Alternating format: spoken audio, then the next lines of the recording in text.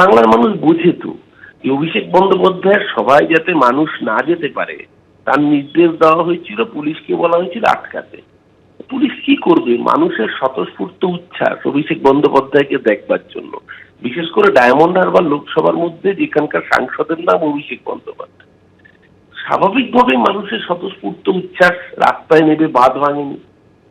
সেই জন্য দিল্লির প্রভুদের, দিল্লির জমিদারদের গাত্রদাহ, তারই ফলশ্রুতিতে এই নির্দেশ যে পুলিশ সুপার, আইসি, এসপি তাদের বিরুদ্ধে অ্যাকশন নেওয়ার। আপনি অ্যাকশন নিন না, অ্যাকশন তো নেবেন 29 তারিখ অব্দি। 4 তারিখ বাংলার মানুষ অ্যাকশন নেবে এই কৃতদাস কমিশনের বিরুদ্ধে। বিজেপিকে তো বঙ্গোপসাগরে ফেলবেই, এই কৃতদাস কমিশনের দালালগুলোকেও একই সাথে বঙ্গোপসাগরে নিক্ষিপ্ত করবে। দারুণ সিদ্ধান্ত আমি কাল রাতে পেয়েছি, thanks to election commission. Democracy রক্ষা করার ক্ষেত্রে এই এত বড় সিদ্ধান্ত খুব প্রয়োজন ছিল। গুন্ডা ভোট লুটের গুন্ডা, রেজিস্টার্ড গুন্ডা।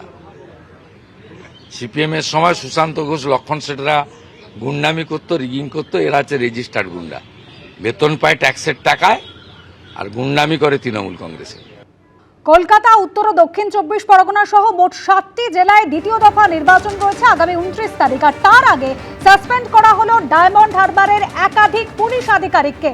ডায়মন্ড হারবারে একাধিক পুলিশ আধিকারিককে সাসপেন্ড করে তাদের বিরুদ্ধে বিভাগীয় শাস্তিমূলক প্রক্রিয়া শুরু করার নির্দেশও দিয়েছে নির্বাচন কমিশন। রুমা পাল আমাদের প্রতিনিধি রয়েছেন আমাদের সঙ্গে টেলিফোন লাইনে। রুমা, কি নির্দেশ নির্বাচন কমিশনের? দেখো, দেখা যাচ্ছে যে দ্বিতীয় দফা নির্বাচনে আগে নির্বাচন কমিশন কিন্তু আরো কড়া পদক্ষেপ নিচ্ছে এবং ইতিমধ্যেই কাল রাতেই কিন্তু ডায়মন্ড হারবারের 5 জন পুলিশ অফিসার তাদেরকে কিন্তু সাসপেন্ড করা হয়েছে এবং তাদের বিরুদ্ধে ডিসিপ্লিনারি প্রসিডিং শুরু করার জন্য মুখ্য সচিবকে নির্দেশ দিয়েছে নির্বাচন কমিশন।